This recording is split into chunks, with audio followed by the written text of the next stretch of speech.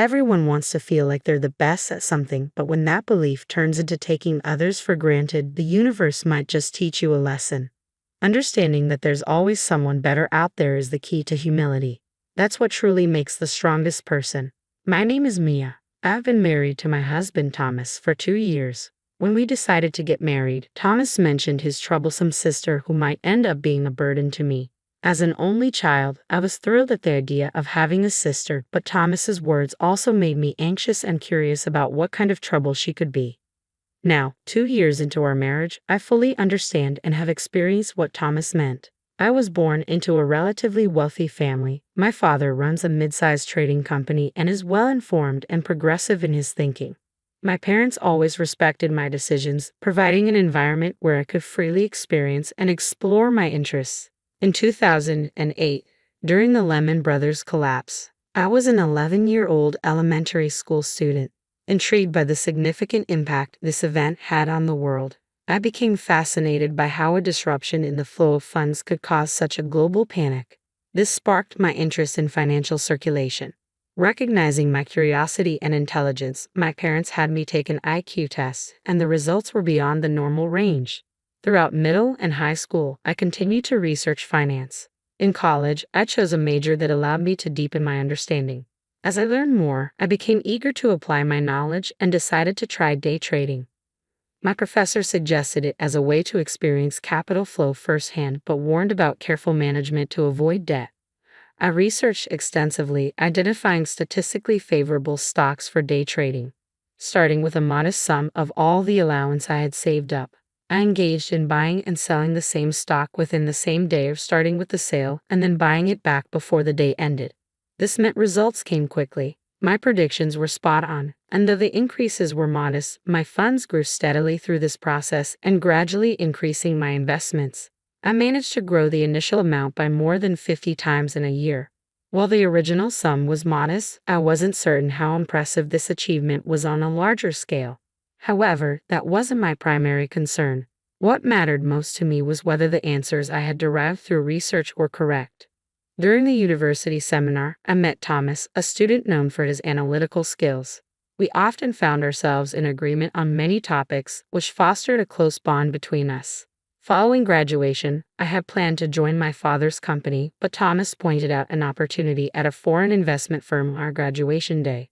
At the subsequent celebration, Thomas confessed his feelings for me, and I immediately accepted. His intelligence was comforting, and his understanding nature put me at ease. As we embarked on our respective career paths, our relationship strengthened. Inspired by the concept of trade at my father's company, I researched foreign companies to gain negotiation advantages and establish a solid foundation for our deals. Meanwhile, Thomas used his analytical prowess to identify profitable investment opportunities, earning high praise within his firm. Despite our busy schedules, we prioritized dates, refreshing each other before diving back into work. Over 5 years, our careers blossomed and our relationship deepened.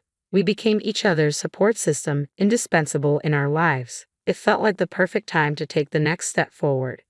I want to spend the rest of my life with you, Mia. Will you marry me? Thomas's proposal was met with an immediate and wholehearted acceptance from me. I couldn't wait to begin our life together. During the family meeting, Thomas hesitated before sharing something important. There's something about my sister Alice that you should know, he started cautiously. She's a bit difficult and might cause you some discomfort or inconvenience. Alice, Thomas's younger sister by 2 years, was known to be challenging. From a young age, she had been exceptionally bright, even more so than Thomas, who himself was considered a prodigy. This dynamic made them a notably remarkable pair in their neighborhood. As Alice grew older, her intelligence sometimes translated into a sense of superiority, viewing others as foolish and often looking down even on Thomas. This competitive spirit led her to enroll in a different but equally prestigious university, always boasting that hers was superior to Thomas's choice. In her career, she joined a rival investment and consulting firm, claiming mastery in investment strategies. However, Alice's attitude of superiority left her without close friends and seemingly without a significant other, harboring insecurities behind a brave facade. She believed no man was good enough for her, always striving to prove herself stronger than anyone else. Thomas worried that our engagement might bruise Alice's pride further, knowing her constant need to compete with him. He feared how she might react and was concerned about her attempt to assert dominance. I tried to reassure Thomas with a light-hearted "it's okay," but his worries seemed unending, leaving me even more curious about his intense sister. I finally met the infamous Alice at a family meeting. Her sharp, intelligent beauty was unmistakable, though she exuded a cold demeanor. I wasn't sure if that was just her nature or my own preconceived notions. Thomas's parents were kind and humorous, which put me at ease about getting along with them. Apart from the initial greeting, Alice remained silent, simply eating her meal while watching me, as if assessing me. After the meeting, as everyone was leaving, Alice pulled me aside. "I wondered what kind of person you would be, but you're nothing special, are you?" she remarked coolly. "Just a girl who got a job at her parents' company and is probably slacking off." Stunned, I didn't know how to respond. She continued, "I move large amounts of money and make significant profits. I'm on a completely different level than you. Thomas, settling for someone like you is disappointing. Today's lesson is realizing how much you don't measure up to my standard." With that, Alice left the room, leaving me standing there. When Thomas returned and noticed I hadn't left with Alice, he looked concerned and asked if something had happened. I brushed it off with a laugh, saying it was just a minor jab. He apologized for Alice's rudeness, but I assured him it didn't bother me, though I wondered what would happen the next time we met. Strangely, I found myself looking forward to the wedding. "That'll be interesting," I remarked to Thomas, surprising him. Our wedding was a grand affair, attended by family, friends, and colleagues from both sides. Thomas and I declared our eternal love and enjoyed a wonderful time with our guests. Throughout the event, Alice appeared grumpy and irritated from the start. I had heard from Thomas that Alice had neither friends nor a romantic partner, so I could somewhat understand her feelings, which I found slightly amusing. During a break for a wardrobe change, as I waited for the staff to assist me with my wardrobe change, Alice entered without warning. "This happiness of yours is only for today," she remarked coldly. "A plain woman like you won't get the spotlight. After this, you're just going to leech off Thomas' earnings, aren't you? I can't understand how anyone could be satisfied with that. On the other hand, I've climbed up on my own. I'm on a completely different level. I'll find someone even better than Thomas and have an even grander wedding." With that rapid-fire monologue, a self-satisfied Alice left without giving me a chance to respond. The staff walked in just as Alice departed, and I couldn't help but burst into laughter at the timing. I quickly apologized to the puzzled staff and began changing. Alice certainly knew how to keep things interesting. Despite our busy weekdays focused on work, Thomas and I cherished our weekends, making the most of our time together. Since the wedding, I had no contact with Alice. I anticipated seeing her next at Christmas when visiting my in-laws, but an unexpected connection with Alice arose sooner. My father sought external consulting for asset preservation and expansion at his company, and although I offered to handle it, he opted for outside expertise from a specific firm. When I heard the firm's name, it struck a familiar chord, but I couldn't quite place it. At the first meeting with the consulting firm, I was taken aback to see Alice among the representatives. The familiarity dawned on me. This was Alice's firm. Alice seemed equally surprised to see me but quickly composed herself and greeted me professionally. It silently became our agreement to act as if we were meeting for the first time, keeping our sister-in-law relationship a secret from the other team members. When I told Thomas about the encounter at home, he surprised me by saying Alice had already called him. "This is ridiculous. I can't work with her, she was just complaining," he said, suggesting I might want to step away from the project. I found the situation amusing and laughed it off, but I knew I had to remain professional. During the meeting, I pointed out flaws and inadequacies in their proposals, backing my arguments with perfect logic. My counterarguments unsettled them. Alice tried to fight back with past examples and mathematical evidence, but I skillfully exposed their weak points, leaving them silenced. The meeting ended in my favor, with the other team agreeing to prepare a second proposal for the next meeting. As I relaxed with coffee after they left, I received a phone call meant for me. It was Alice. "Today, you might have gotten the better of me, but I won't let it end like this," she declared. "Someone as excellent as me can't be bested by you. You're just running wild, carrying everything on your own, Mia." Amused, I replied calmly, "Alice, you need to rely on your colleagues and work together to make progress."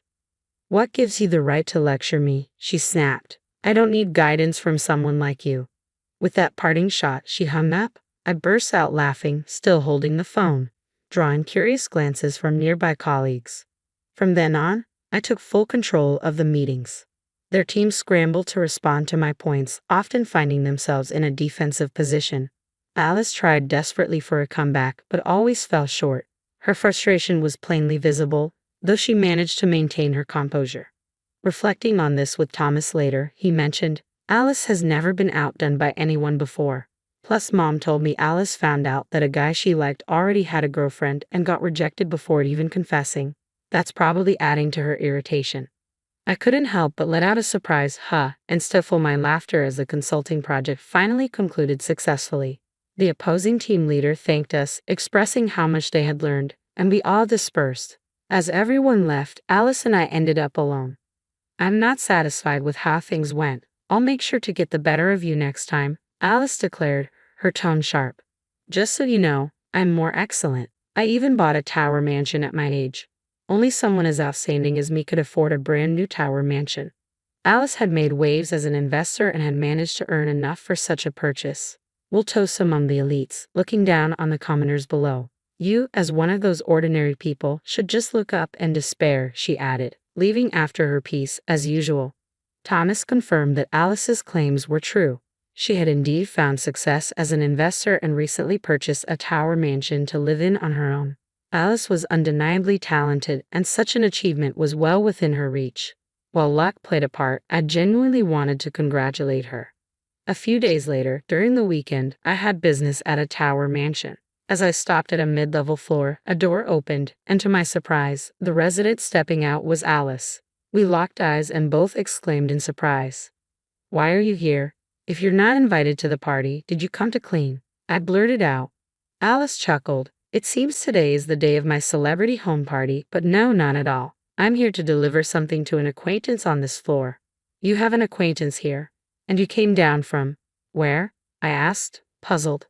"My home is on the top floor of this mansion. Naturally, I had to come down," Alice explained matter-of-factly. "But you and Thomas live in a single-story house, don't you?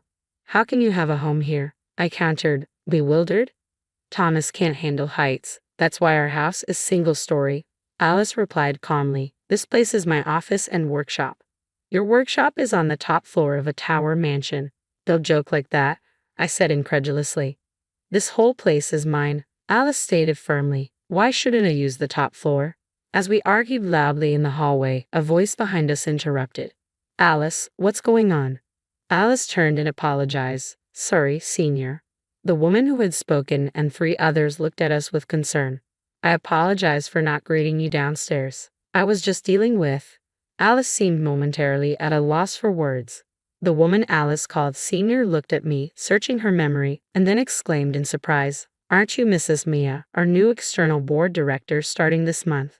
Alice was speechless at this unexpected revelation. The senior continued, "She's also known as the investment goddess whom Alice admires." Clearly bewildered, Alice struggled to comprehend what was being said. I had started day trading as a student, gradually progressing to more serious investing. Using my day trading earnings, I learned investment strategies through practice. My analytical and research skills helped me identify companies with growth potential, and I invested wisely. The funds I managed grew rapidly. My father provided me with the freedom to use a piece of land he owned in the city center, where I began building a tower mansion, following the trend of mansion investments.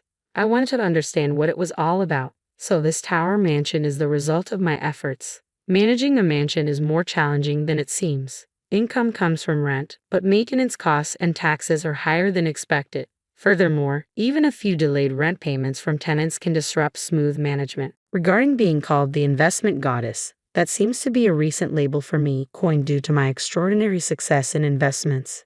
Hearing that Alice admired me was a surprise. Alice was too stunned to keep up with the unfolding situation. "That's why my room is on the top floor here," I explained. "I own a significant share of your company, which made me a board director." Alice was overwhelmed by this unexpected turn of events. Moreover, Alice, while extremely talented, has a poor reputation regarding teamwork and attitude towards colleagues. If she can improve, she can continue in her current role. Alice was already reeling from this harsh reality, kneeling and collapsing on the floor. Later, Thomas told me that Alice, once a fierce wolf, had become a small dog. It seemed she finally understood that there's always someone above her. I had never really paid much attention to Alice's antics, knowing we were on different levels. But looking back, I do feel a bit guilty for finding it all so amusing. Reflecting on my previous attitude, I realize I still have a lot to learn. Alice, having stepped back from the limelight, now faces reduced income and a string of losses in investments. Her ability to pay rent for the Tower Mansion apartment is increasingly compromised. I'm considering issuing an eviction notice if the rent arrears continue for another 2 months. People's abilities vary, and even similar skills can differ in levels. Alice has become a lesson for me to never underestimate anyone and to treat others with respect. Thomas apologized for not being more involved in these events, but it's not his responsibility at all. His concern shows his good nature, and I love him all the more for it. My current hope is to start a family with Thomas soon. I can't wait to enjoy life as a family of 3. If Alice changes her mindset and broadens her perspective, she'll surely find friends and a partner soon. One night, I had a dream of a family of 3, but by the end of next year, we'd be a family of 5 with triplets. I woke up sweating but couldn't help laughing at the prospect.